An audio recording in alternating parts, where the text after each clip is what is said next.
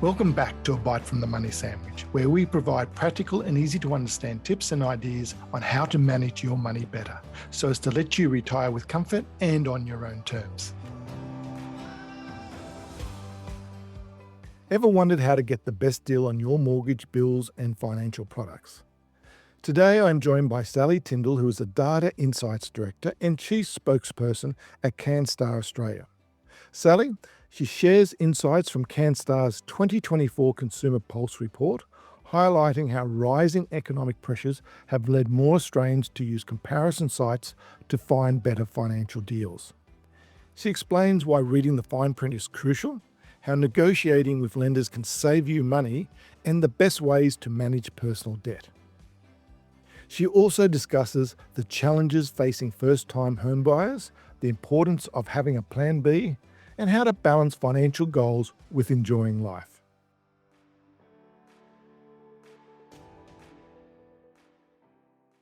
Well, welcome Sally and Canstar to the show. Thank you for having me, Mark. It's lovely to be here. Excellent, excellent. Now, Canstar is a well-known brand. You've actually got your 8th report out this year, the 2024 Consumer Pulse report. And for me, really, the last 10 years, you could see there is such interest in comparison sites. I don't know if it's the economic climate, but why are people, going to comparison sites? I think part of it is the economic climate, but I think a large part of it is, and I know that people don't feel like it is, but that we are flush with choice when it comes to banking options here in Australia. Yes, the big four banks really dominate the market. They often take over 70% of things like deposits or home loans, but there are a lot of other competitors there in the mix. And I think that's really important in helping drive competitive prices. It puts pressure on players like the big four banks to keep their prices competitive.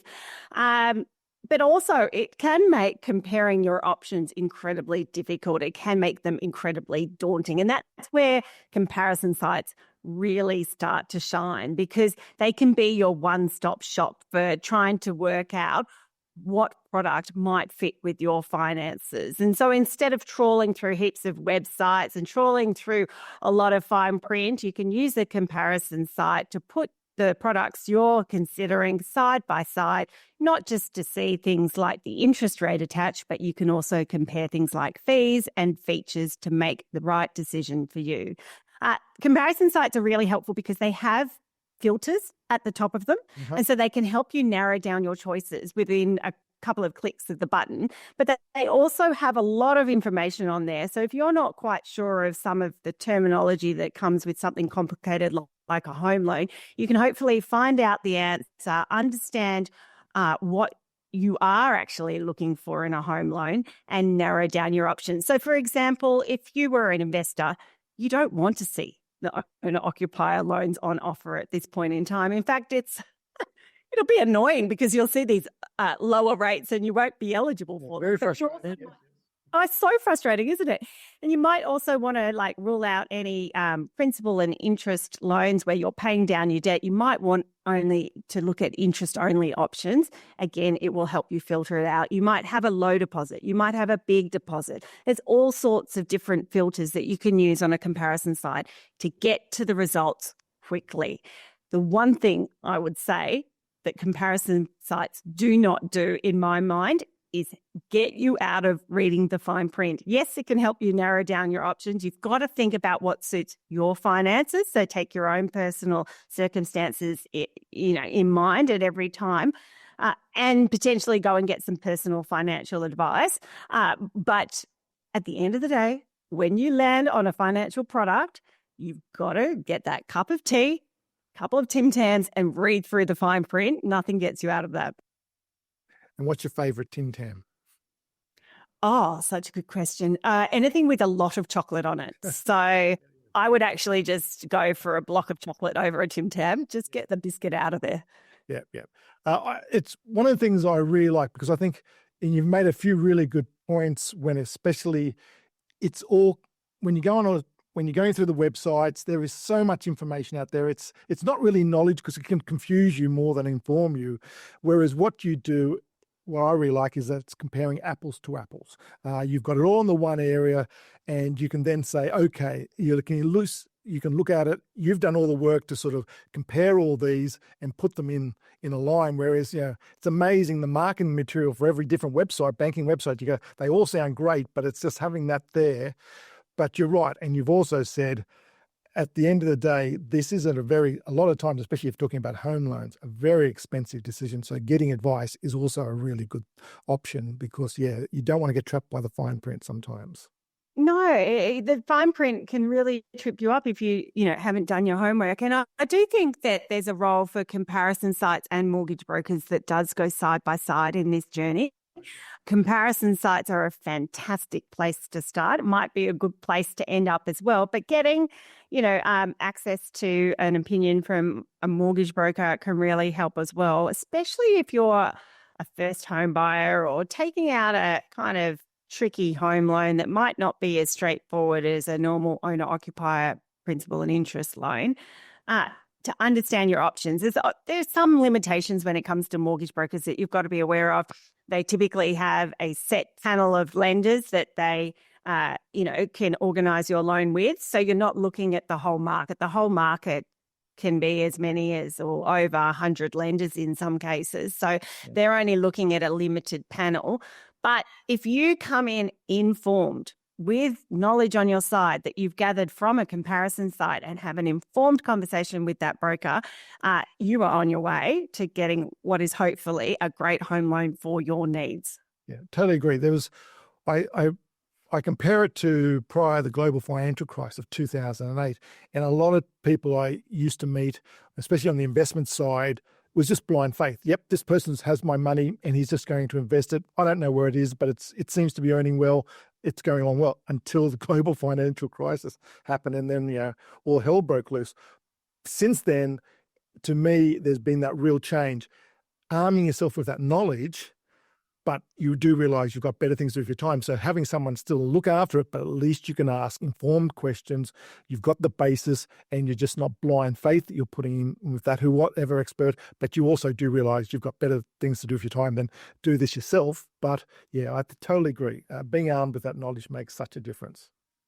And it gives you the confidence, right? Yeah, so you absolutely. don't lie in bed at night wondering if you got that right or wrong. You go, no, I've got this because I've done my research. I've talked to a couple of people.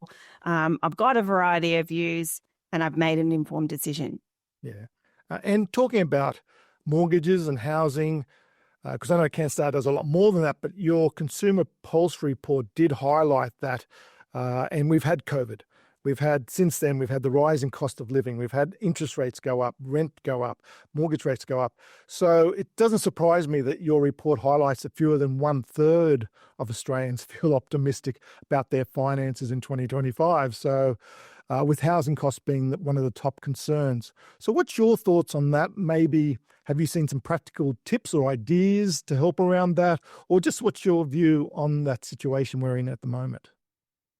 Well, for starters, who would have thought that, for some people, not everyone, but for some people, the last 3 years have been a lot tougher than COVID.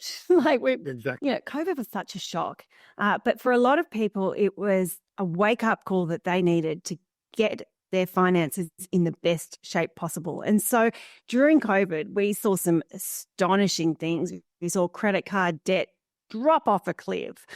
We saw people out there haggling with their lenders in terms of, getting the sharpest deals. And then since then, we've had, the cost of living crisis and, interest rate rises. And we've seen the most incredible number of people moving to refinance as well, or at least haggle with their home loans. So yes, the last, we're going to say 5 years has been incredibly tough, but it has made us more resilient as a result. And our focus on personal finance is, I think, sharper than it's ever been, at least for many families across the country. Now, just to indicate how tough it's been for the average borrower, I'm talking about an owner-occupier. They might have had a $600,000 loan at the start of the rate hikes. They were on an average rate of, say, from the RBA, it was 2.86. Remember those days? 2.86 was the average owner-occupier variable rate. Those days. Yeah. say they've got 25 years remaining at that point, and since the rate hikes, they have not been able to renegotiate their mortgage. They would likely be on a rate of 7.11%. 7.11. It's incredible. So on that $600,000 loan, they would have seen their minimum monthly repayments increase by $1,448. That's not a one-off expense. That's every single month. No wonder borrowers are hurting. But there is a way to get relief in your home loan as a, owner-occupier, and that is to refinance. Typically, banks reserve their sharpest rates for new customers. It's important to remember that. But also, if you're not able to refinance, and there's a lot of reasons why you might not be able to refinance, or if you decide it's not financially viable for you, there is nothing stopping you from picking up the phone and haggling with your lender, provided you're on a variable rate. And if you're on a fixed rate, well, you're probably laughing all the way to the bank every single month because you're probably fixed with a rate that starts with a 2, and you're smarter than all of us. So, refinancing or haggling will give you an immense amount of relief. And to give people an idea, and I'm talking, so we're chatting in kind of early-ish February. We're looking forward to the RBA meeting that's coming next Tuesday, and hopefully the Reserve Bank will issue a rate cut. So these rates are pre-cut, fingers crossed. But to give people an understanding of what a reasonable rate looks like, complacent owner-occupier is on 711. The average owner-occupier on a variable rate right now is on a rate of 6.33%. That means, on average, people have actually haggled or refinanced their way out of 3 standard RBA rate hikes. It's fantastic. But 6.33, that's the number you keep in your mind. Are you above or below that? And if you're above that, you need to ask yourself why. But even to go under 6.33, that's average. You want to be well below that. And to give you another indication of just how much, competition is in the market still, there are 38 different lenders on our website that are offering at least one variable rate to owner-occupiers under 6%. 38. 38. Now, a Big Four bank is not in there, but you'll find that subsidiaries of biggish banks are in there. So CDA's Unloan is in that group. Bendigo Bank has a loan called Timely Home Loans. They're in that list. There are loans in there that offer offset accounts. There are loans in there that offer small deposits. There's a lot of choice in there if you really know how to look. Again, back to using a comparison side to get the filters right for you and see if there's a rate under 6%. Now, if you're an investor, right now, there's only 3 lenders that are offering at least one variable rate under 6%. So slim pickings for investors for a rate that starts with a 5. But once those rate cuts hopefully start flowing through, we'll see variable rates really, firm up in the 5s, potentially even go into the 4s. Depends on how many rate cuts we get. Well, yeah, fingers crossed, but I think 2025 is at least going to see some relief with interest rates, or that's what we're feeling. But just, I think it's really important what you said, because so many people I've met over 30 years always said to me, well, no, I'm loyal to my bank. They'll be loyal to me. And I'm just saying, no, they're not. They're loyal to their shareholders. They're not loyal to their lenders or who they're lending to. So really, just because you've been there with 30 years, someone coming in as a someone new coming in to get a loan from that bank is going to get a better rate than you, who've been there how many years you have. So you absolutely, if you can't move, then you do need to call them up. It's absolutely a great, great tip. But it's also why I do think of mortgage brokers who can build a relationship with you and that you can see on a regular basis. Well, there's always something, if there's a better loan out there that's going to save you money, well, why pay money if you don't have to? It makes perfect sense. You should not be paying for loyalty, whether that's to your bank or to your mortgage broker or whoever it might be. This is your finances and you need to put yourself number one. I think that is first and foremost. But you can play hardball with them.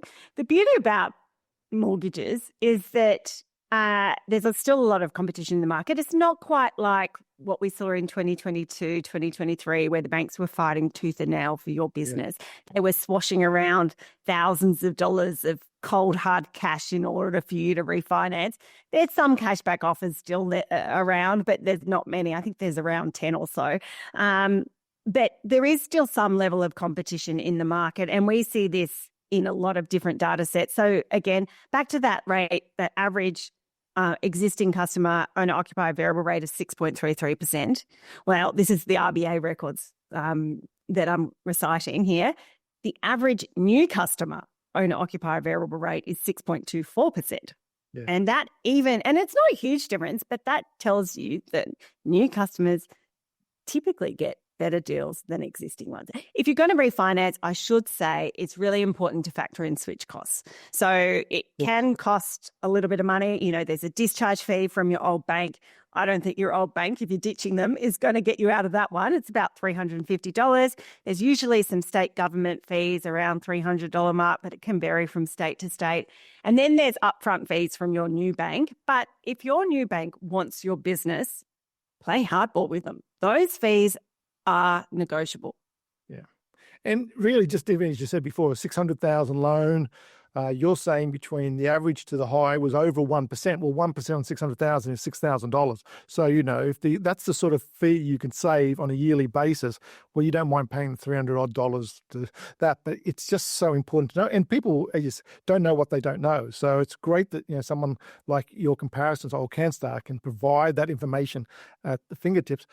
If we move from sort of mortgages or home debt to personal debt, because that's something that really concerns me. I've got daughters, and I just see that really once you get a job, access to easy debt through credit cards, buy now, pay later, it really is a problem. And, you know, I think your report says it's up to about $15,000 on average personal debt, not just for young people, across the board. That's a problem. It's a huge problem. A lot of that is young people, unfortunately, because they've got these giant student debts in the background. Yeah, student debts. Yeah, that's another big issue. Yeah, really difficult conundrum because investing in education is really important, obviously. But when, you know, what we hear is that when people come out of university, they've got a decent job, it's time for them to hopefully buy their first home. That HECS debt or HELP debt is really eating into how much that they can borrow. It's really difficult for young people. And yes, that gets moved in line with indexation or CPI, or the government's changed the rules around it recently. But, you know, it's nothing like credit card debt. And so that, as you said, Mark, is the most toxic of them all because their interest rates are incredibly high. And so I'm going to ask you a pop quiz. What is, the RBA records this, hopefully you don't know the answer because it'll add to the drama, but what is, do you think, the average credit card debt for someone that's paying interest on their card?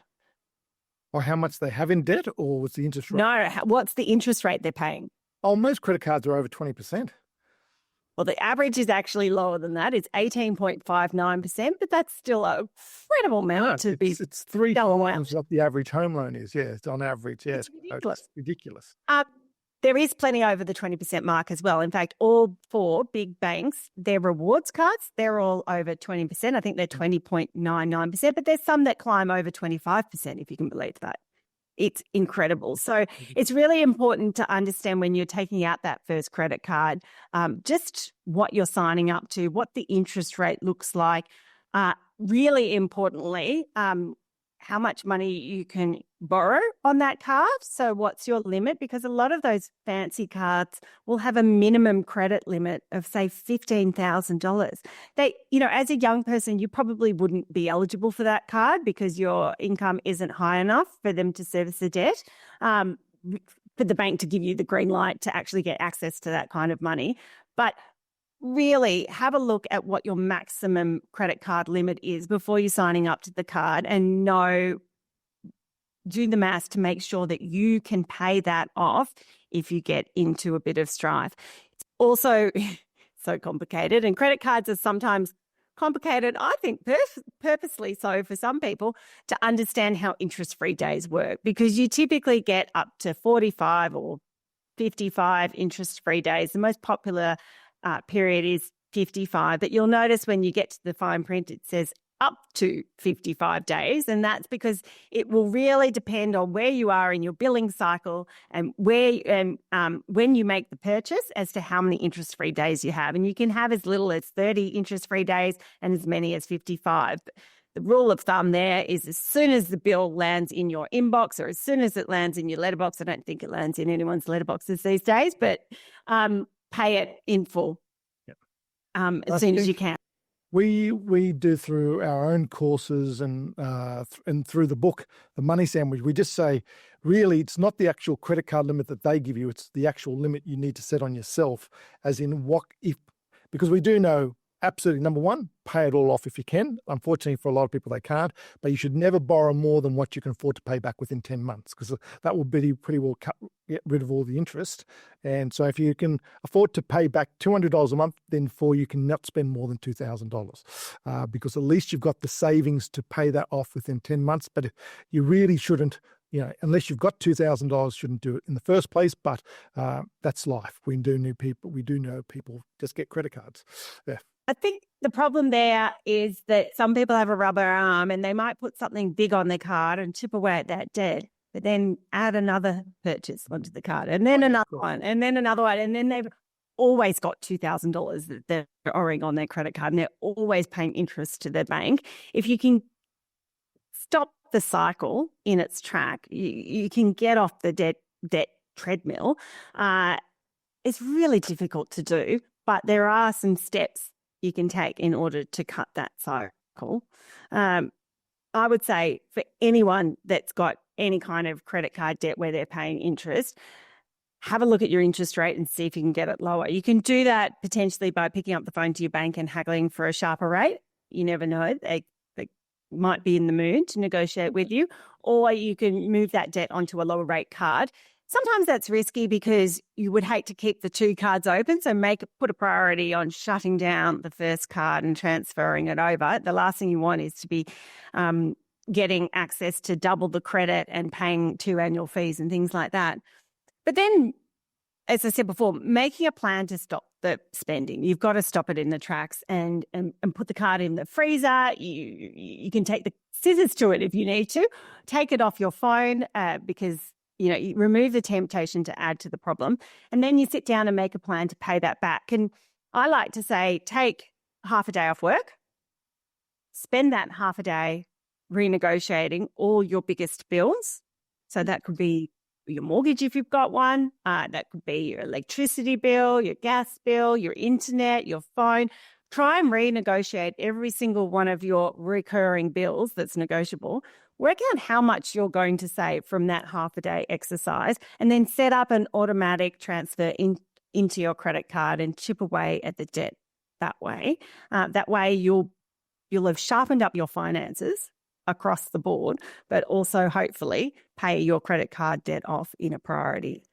The other thing I would suggest is, and this is obviously general advice, not personal financial advice, is it's worth considering a personal loan, particularly for someone that has a rubber arm, that, feels that they can't trust themselves with the credit card, with the temptation. Personal loan is quite good for anyone that has trouble with persistent credit card debt because you can transfer it over to a personal loan. Often your interest rate that you're paying will depend on your credit score, so understand what a competitive rate looks like there. But what I love about a personal loan in these circumstances is that it forces you to pay off your debt in full, in set time frame, in equal chunks, without the temptation to add to it. And I think for a lot of people, that helps them get off that debt treadmill. Yeah, and for a lot of people who are just paying the minimum, that could be 30, 40 years before they'd pay that. Whereas with a personal loan, it could be 3 years, 5 years, but at least it's, as you said, a set period of time. So no, that's at least it gets done. And you might want to fix that rate. It might be variable, but you at least know exactly how much you're shelling out to that lender in terms of interest rates and fees and things like that. And hopefully that will serve as a great reminder not to do it again. Exactly. But also, one of the things I really liked about what you said is, so many people say, one day I'll get to it. You're just saying, absolutely, just take a half a day and just do it. Put it in your diary and just do it. And I just think that's a great suggestion. Actually, I think more people should do that. To add to that advice, advice then. How about you take a half day or even take a full day so you can do all the negotiating in the first half of the day and take yourself to the beach in the second as a reward or wherever you might be. Yep. But also before you leave work the day before, tell everyone about it. Tell your boss what you're doing, tell your colleagues what you're doing, because when you come back into work after your day off, they're going to ask you how you went and you'll feel that you're then accountable for it. Yeah, and I talk a lot about being held accountable. If you are being held accountable, you just do it. It's Yes. nature. If you're not held accountable, you may slip off, but if you're held accountable, you'll absolutely do it. So no, I like that. It'll be interesting, the conversations the next day you're back at work, actually, on that. One thing I really like, because we're talking negatives, the debt side of this, but one of the things I really found about the report that was a real positive was that travel has overtaken cost of living as Australians' number one goal, it seemed from your report. Saving for a holiday. Well, that's definitely positive and upbeat. So I like that. I love it. I think that we all need to recognize that we're humans and that we can't act like robots the whole time with, just being perfect with our finances 24/7, 365 days a year. You need to have goals. And some of them can be enjoyable goals. Having a goal of saving for a first home is a fantastic one to have, but give yourself a couple of breaks there in between, because you might find that, if you've got these short-term goals, such as a holiday, it will make you, just engaged more, knowing that you've got a lovely holiday on a lounge chair by a pool with a cocktail in hand to break up the monotony of saving and keeping your finances, in the best shape possible. These small treats that are really important in the saving process.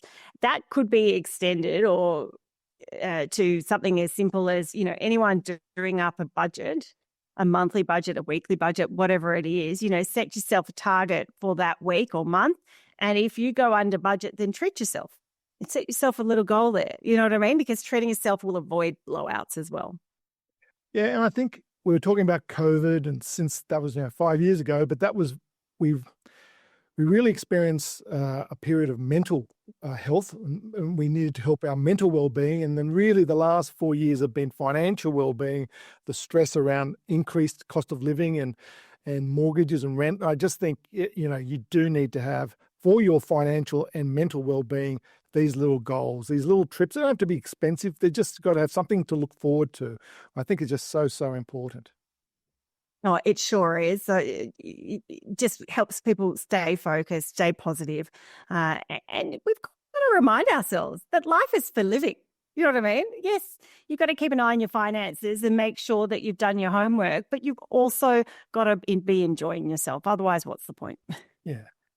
One of the things you did just say then was saving for a deposit, because it is still one of the, Australian thing. Buy the great Australian home, the quarter-acre block when I was growing up, but it's still probably, for a major goal, is still probably the number one. And we see a lot of people renting, renters going up, people are experiencing the problems there.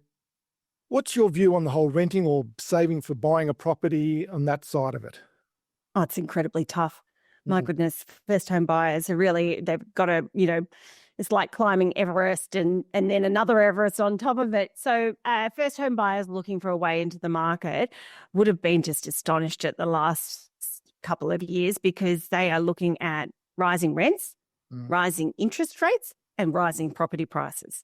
I don't think any of us thought that the three would, come as a triple whammy for first home buyers. And still, despite this, we're still seeing, 10,000 first home buyers a year or thereabouts make it onto the property ladder. Those numbers aren't like they were. The recent peak, I think, was in COVID, just before all the investors flooded back in. So December 2020 was kind of the recent peak for first home buyers. The numbers have petered off since, but there's still 10,000 people getting onto the property ladder. But if that's not you, and that's, a really important goal for you, it could be time to go back to the drawing board and come up with a plan B if plan A isn't working. And that might be readjusting what you're looking for in terms of the size of the property. So, don't go out looking for a 3-bedroom family home with a patch of grass and a pool first off. Obviously, you're not going to get that. But, readjusting it, it might be, instead of looking for a 3-bedroom apartment, you're looking for a 1-bedroom apartment. You might be looking, for something, quite established that you don't have to do much with. Well, see, maybe you can get a renovator's delight in there, or moving further away from family or friends as an option. I know it's a really tough option, but they do call the property ladder a ladder for a reason. You're not meant to jump onto it in the highest rung. You're meant to climb up. And so getting your foot in the door will give you, a foothold in that property market, but it'll also give you the confidence and knowledge to know how to climb up it. The other strategy that is really surprising, especially when you look at the numbers, is that people don't look at it and consider it, is becoming an investor first up. There's the vast majority of first home buyers, according to the ABS statistics, are actually owner-occupiers.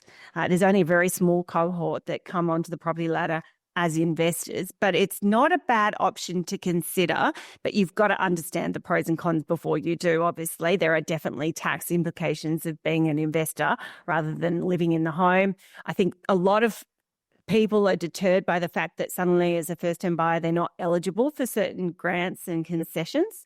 That can really rule it out for some people. But do the numbers yourself and understand, make an informed decision about whether this might suit, your long-term strategy and your short-term strategy, but also your long-term strategy. So as a rent investor, you might have the luxury of renting for a low cost at your parents' house and then buying a property, maybe even in your area, that's someone that you get a tenant for. And then, eventually you have a goal to move in there yourself. That could be one option. It might be buying in a completely different state and renting it out permanently, as an investor. And never actually planning to live in the property. It's really important to do the numbers. You'll find that, if you've got someone helping you pay the mortgage as a tenant, that the amount you can borrow from the bank increases typically significantly, particularly if you're living at home. But again, go and do the maths. Have a chat to a couple of banks. Understand what your options are. Understand the pros and the cons of being an investor and make an informed decision. Yeah, and I think you're talking about having a plan B, and I just think that's it.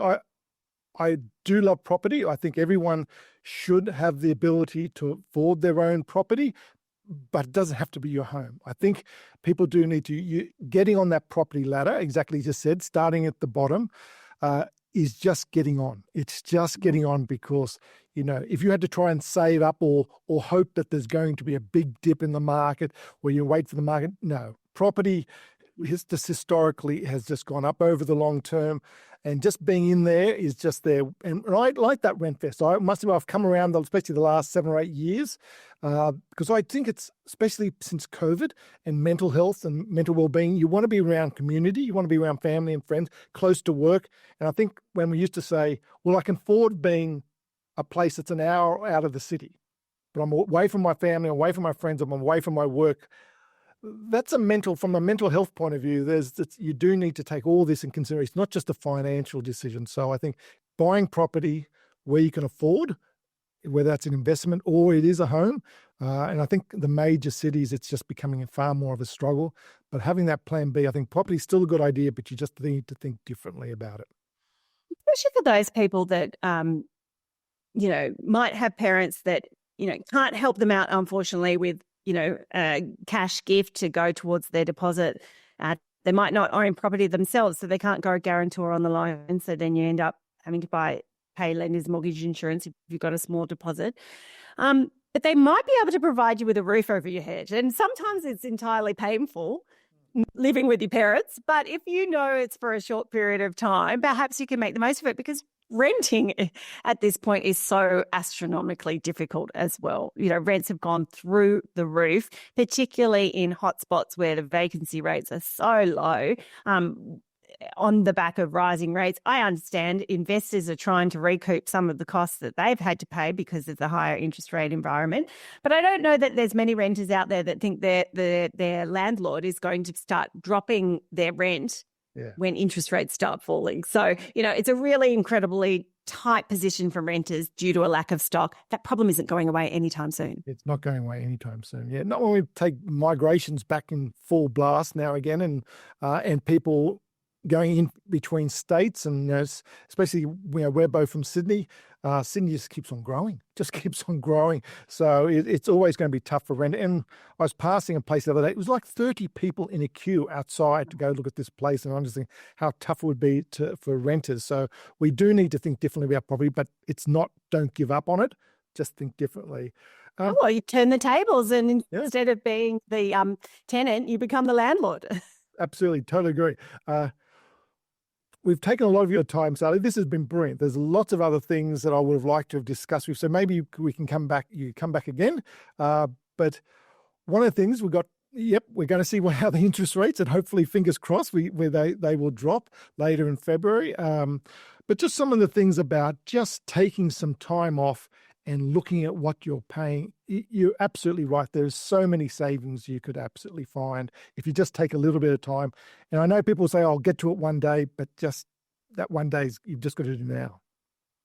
The other thing is it can get quite contagious. And if you can make it a competition between someone else, that might be your partner, that might be a colleague, you're going to be really away. I've got a good friend of mine, and he and his wife have a competition every week. I think they must take it in turns to do the shopping about who can get the lowest cost shopping for that week. And he tells me, and he's got a family of 4, he tells me he's getting it under $100. Really? I still don't understand how or what the family's eating. He assures me there's good square meals in there. But, what a great idea to make it a competition so that, and once you start saving, you want to then look for the next sugar hit of where else can I save? Yeah. And so lean into that. Yeah. And it's just actually good having the conversation about money, because so many people don't want to talk about money. Well, they fear money or how it is, but you can absolutely, once you get on top of it and you get that sense of control back, it's such a good feeling. It's such a good feeling. Absolutely. But also you get a variety of views. So it's really important not to just talk to one person, because you might go, oh, okay, well, my neighbour's doing this, and they say it's a really great hack. Well, it might be a great hack for them, but it might not be a good hack for you for all sorts of reasons. So getting a variety of advice is so, so critical. Yeah, great. Well, you've actually, in the last few minutes, given me some great pieces of advice, but it's always one of the questions I do ask is there something that you've been given? It doesn't have to be if you work related, that, a great piece of advice that you've been given that you'd like to share? So you pre-warned me about this one. So I've done lots of thinking. I've got so much that's swishing around in my head. But one of my previous bosses, who's fantastic, said once, the best time to plant a tree is yesterday and the next best time is today. So I do have that one at the front of my mind. But many moons ago, I did work for the Prime Minister. It was Australia's first Prime Minister, first female Prime Minister. Well, that's to say, 1904. Not that old. I'm old, but not that old. And she said, don't sweat the small stuff.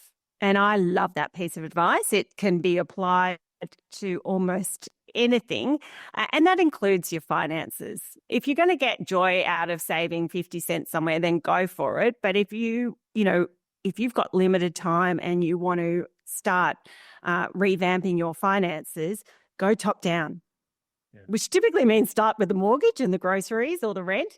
But, you go top down and don't sweat the small stuff. Yeah, I must be. I was told that a long time ago, and I've loved that. It's one of my favourite pieces of advice. Don't sweat the small stuff. Sally, it's been an absolute pleasure to having you on our show. So thank you very much for your time today. Thanks for having me, Mark. I hope you enjoyed this episode. If you'd like to know more about Sally and the 2024 Consumer Pulse Report by Canstar, visit their website, canstar.com.au, and follow the links, or feel free to email me on admin@themoneysandwich.com, or visit our website, themoneysandwich.com, if you have any questions or would like to learn more. Want more practical, easy to understand tips and action lists to help with your money stuff? The latest version of my book, The Money Sandwich, is now available to order on Booktopia and Amazon, as well as available at all popular bookstores. Everyone deserves to retire comfortably and on their own terms. Make this the year you take action. As with every podcast, this information is not advice, as not personalised to your own situation. And past performance is never guaranteed for the future. What we are trying to do here is to provide tips, coaching and education to help improve your money knowledge, which we believe can only be a good thing. See you next time when we take another bite from the Money Sandwich.